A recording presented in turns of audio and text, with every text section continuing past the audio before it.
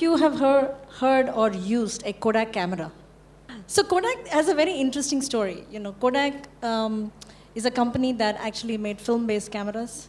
They were a multi-million-dollar company, was a market leader in its own time. But in 2013, they actually filed for bankruptcy. Right? What happened? There are 2 or 3 things if you think about it, right? And I think someone mentioned this here. You know, the customer is changing, right? I mean, what they expect from products and services is changing completely. They're very agile. They want everything at the end of their fingertips. And you know, actually Kodak couldn't keep up with that promise at that time. They probably did recognize it, but probably didn't do anything much about it, right? So that's sort of one thing to think about in terms of, you know, what has changed from a customer expectation perspective for the products that your organization is actually creating. I think the second thing that happened in the case of Kodak is probably the changes in technology. They stuck with film-based cameras and were very slow in their movement towards digital. There's a third element, I thought, which might be also relevant, and you know, we talked about it a little bit earlier, which is changing in business models, right? I mean, everyone knows Uber, everyone knows Airbnb, how they have actually changed the face of the respective industries that they're in. Kodak probably never expected competition to come from mobile phones, right? And so, you know, they probably were not even looking in that direction for them to actually make any changes.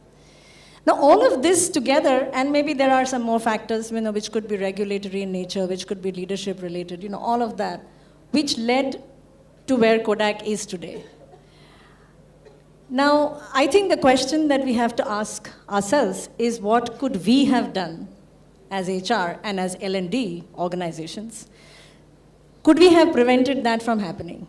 Or what do we need to do today to prevent some of this? So I'm going to hand it over first to Madhu. If you can talk about, you know, how TVS is sort of focusing on the customer, and you know, how are you actually creating those journeys? And therefore, what is the impact on the functional skills for the people who work with you? I'll specifically talk about the customer journey experience which we are going through right now in our multi-brand car solutions business. We were faced with competitions from the regular dealers and the roadside garages, and we wanted to position ourselves in between. That was in the past. But what we increasingly found was that the customer wanted the same experience and the quality as what he would expect in a dealership, but at a much, much lower cost. That means his entire customer experience had to undergo a complete overhaul and a complete change. And then we came up with a completely new blueprint. And how did we go about doing it is, we first started listening very intently to the customers. We actually went and did a lot of focus groups, met a lot of customers, met a lot of fleet owners like the Ubers and Olas and the other people as to what is it that they actually want. Because those are so we did both a B2B and a B2C sort of this thing, because those are the two catchment segments for us in our business. And what we came to know about is that we need to have the same ambience, the same sort of experience, very heightened experience of personalization, customer personalization. Now, as we were going through this, the typical learning, so first is we put the customers in place. Once we got to know that, then we said that, okay, this is what would this required a completely different set of skills. So it is no longer about customer touch points, which was what we were talking about and focusing, say, 5-6 years back. But this was more integrated, right from end to end, when a customer walks in till he walks out. How does that affect learning and development, and how does that, and what we have done as an organization? Learning and development completely undergoes a change. We have been used to this beginning of the year training needs identification and things like that. But now it is extremely dynamic. So I'm going to run a program this Sunday on something which came up as a need last week. Can you believe it? I mean, 10 years back, I would have not done that. There would have been a programmed calendar and things like that and all of that.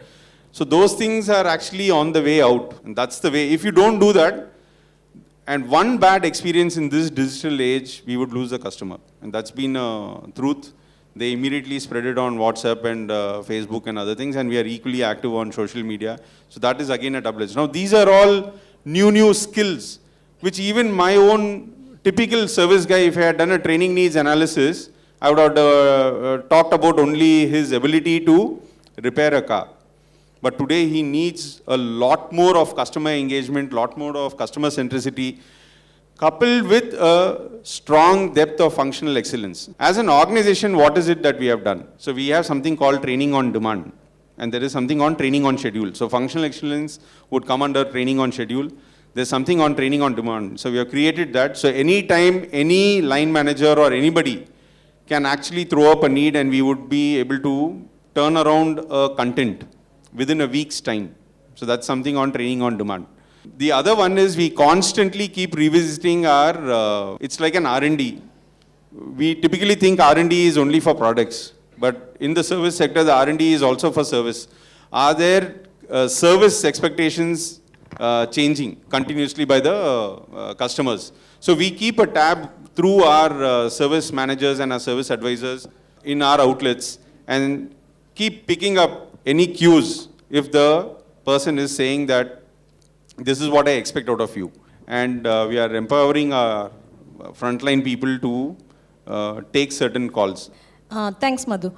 I think Madhu touched upon a little bit of, a little bit of an outside-in view of the customer and how that is actually changing the way we need to focus on the learning needs.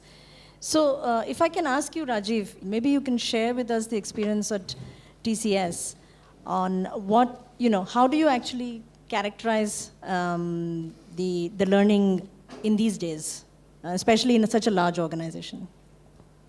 Yeah, I think the way we have looked at it is there are four different drivers for what we really need to focus on as a learning organization. Now, the first one is the fundamental shift. See, we are moving from, let's say, what we call as industrial economy to a digital customer-centric economy. And when we are doing that, there are changes in customer preferences, there are changes in orientations, there are changes in expectations. So today it is not enough to engage. We talk about engagement with experience. So the experience has to be good. You can engage. In the past it worked, but now the experience needs to be fantastic. Only then you really think of surviving in this market. So that is one. I will look at the second one as what we can call as regulatory. See, we are in a services business, so we need to really keep abreast with changes happening in every industry we cater. So there are 20 odd industries probably we would be working very closely with, and therefore we need to mirror the kind of changes there in terms of the skills. The third is fundamental change in business itself. So today, businesses are looking for how do I grow and how do I make what we can call as life, make life better for their customers. So that's the fundamental. And to do this, they are looking at how to transform their business. And if they want to transform the business, I should have the ability, the functional skills, the capabilities to help them to transform their business. And the fourth one is more to do with people. The new generation, the current generation, and the generation which is going to enter in the next 4 years into organizations like ours, they are no longer, going to put up with long 4-day, 10-day programs, training. They want everything in small bits and pieces, bytes. So they want quick, learning, and they will connect the dots. So that's the shift. If you take the first one, digital, we really need to respond in terms of, how the customer expectations are changing. So for example, many industries were transforming because they were fundamentally serving customers directly. So when you have a front-facing customer meeting you in your industry, the processes, the services which we give them, we need to adapt to that. So we needed to train rapidly a big number of people within our organization to be ready to serve the digital skills. So 2 years back, around 24 months back, we said, our CEO said that 1 in 3 we will train on digital. He said 100,000 out of 300,000. Actually, today we have already crossed 150,000 people being trained on digital skills. Now, if you look at our training days, last calendar year, we did almost around 1.8 million days of training. Almost, I would say 85 to 90% was on digital platforms. We have done several courses. We have done to cater to the new generation's need of smaller modules. 90,000 nano learning videos we have created, and people know what to connect. They find their own path to choose what they want when they want, and that's the kind of change. Now, as a learning function, what we have done is we have tried to use the latest technology. So we have created our own platform. Anytime, anywhere, what we call as agile learning is available to our people, and we have very sophisticated classrooms, iClass, and we have created our own learning system to deploy this. It's called ION. We have created this infrastructure for enabling our people to be ready to serve this digital market. We have changed the way learning is done to address the needs of the new generation. We have also looked at the third problem which I talked about, the changing nature of business. So we have created very what we call as deep expertise in digital in around 300 to 300 plus consultants. So they are very senior people who can really dialogue with a CXO level person and define what is the roadmap for the digital transformation which they want to do. So these are things which L&D really has an influence in shaping the way it is. So I would call it really a truly aligned partner to the overall business. Thanks, Rajiv. The type of challenges that organizations are facing today from an L&D perspective, and what we are facing as an L&D team is time and resource constraints of learner groups. So maybe Prashant, you can help us, basis your experience in consulting organizations, right, and the kind of work that you've done over the past few years. What have you seen as ways in which we can actually address this? What have you seen in your industry which is slightly different from what we've just talked about? I'll take two quick examples in the interest of the time.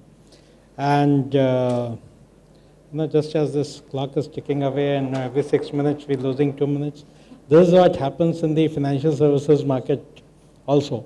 You think you've got so much time and you realize that no, it's shortened because everyone is acting very fast, the competition is acting very fast, the regulatory agencies are acting very fast, and before you manage to maneuver one regulation, the second regulation is already on your face ahead of the time. And that's what happened with most financial services sub-segments of industry, and more so with life insurance and mutual fund and general insurance, all of which we are in. So the customer expectation changing, costs getting hit by regulation, and competition intensifying, market no longer growing, right? So you've got to get market share and not get share of the growing market.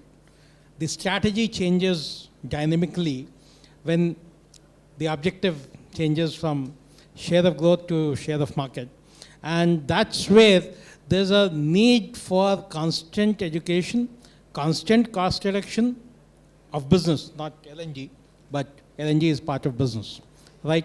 So everything gets reduced, and therefore and with higher efficiency, lower availability of people. So what we did, we said learning on the go, and what we did was we added a lot of online content which was free to bring down the costs, and what we did is that we said, okay, it's not a full day session that you have to pull out your people from the field or from work for full day. We said, no, it would be modules. It would be 2-hour modules. So learn, implement, right? Which is what helped us tide over the challenges presented to us by both the industry and the regulator, or the market and the regulator. And I'll just take maybe one more very short example. We said, okay, power sector is very different. Nothing has changed in terms of technology. So a Kodak will not happen to power sector. And lo and behold, Germany has 48% of power generated through alternative sources or the renewable sources already. The biggest challenge of renewable sources was storage of power, and they've overcome it. Now, how do we keep pace with that? We have been constantly monitoring these changes. We've been training our people. We've been sending our people to Germany to learn these changes. We have our foot in the alternate energy. Raj, we talked a lot about the customer and what the organizations need to do to build some of the skills and how they can build the skills. Maybe one of the things that we did not talk about is what does the L&D team need to do to actually enable this for the rest of the organization. So maybe you can talk a little bit about that side of it. Okay, I don't think there is an issue of time or resources. You might ask me why. There is always time and there is always resources. What is missing sometimes is the intent and the willingness to spend both time and resources on building capability. L&D has to do two things. One, has to have very, very critical dialogues and say, Rona and Roni. You might wonder what is Rona and Roni. Rona is the risk of not acting and the risk of not investing. Let's forget about return on investment. That's passé. You've got to look at what will happen if you don't do something, right? The Kodak story is very, very critical, right? We're one of the few organizations which is spanning design, manufacturing, sales, marketing, distribution, retail, after-sales service. All of it, the entire cycle, right?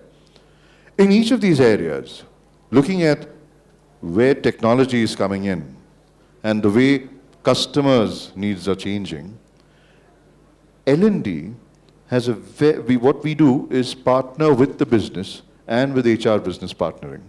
And we've got people in L&D who are from the business as well, or they are co-opted from the business. Very, very critical that L&D and HR business partnering talk the same language as the business, because we're part of the business. We're not partners. We are integral parts of the business, right? That fundamental change has to happen, and that has to happen from the leadership space. And that has to be done by the likes of the HR head or the L&D head, one. Two, because why I'm saying, this might sound very fundamental, but I think a lot of times L&D doesn't get asked for and take the deserved space into, because ultimately if you don't invest in this, there's a big, big business risk. And I think making sure that the business risk is visible and understood is one fundamental role which L&D has to work with the business on. Second, I think I pick up this point where about how do you actually make sure that that change happens and the capability, what capability do we need? How do you first assess that? I think there again, working with the business and people who are in the business, talking to customers, right? Looking at anticipating what's going to happen. So there, L&D has to create those experiences, right? And change the way we actually train people. Training is no longer just classrooms. Inputs are in small bites, in digestible bites, using technology as well. A lot of training is available at the end of your palm. Information, not training, right? Training, the focus of training shifts to immersion.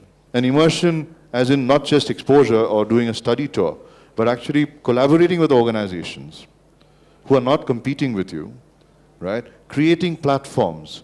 Like we've done that in Bangalore. 8 organizations have got together.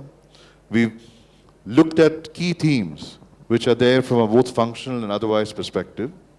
And we've created curated learning experiences over a period of 6 months. Each organization takes up a theme, hosts a training session, a learning session. People who are high pods or people who at the middle senior level go through these programs. Programs are in the program the faculty is drawn from the organization as well as from outside. So each organization designs those learning experiences on specific themes, right? And people go through a 6-month learning experience, and at each end of each step, what are the learnings you have? How do you apply it? And they coach through it. So I think L&D has huge number of interventions that way to make sure that whatever functional skills need to be picked up can be done. But for that, fundamentally, I think we play a very much more of both a strategic role as well as an operational role. I think it's a combination. Yeah. Thank you, Raj. Just in conclusion, I think there is a lot that L&D can do.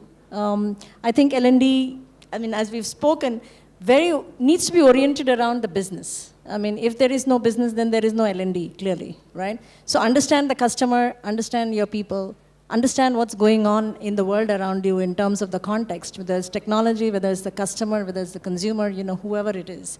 Understand that. And then, leverage all of that knowledge to actually treat your employee as a customer or a consumer, right? For external consumer. And sort of focus on creating those learning experiences for people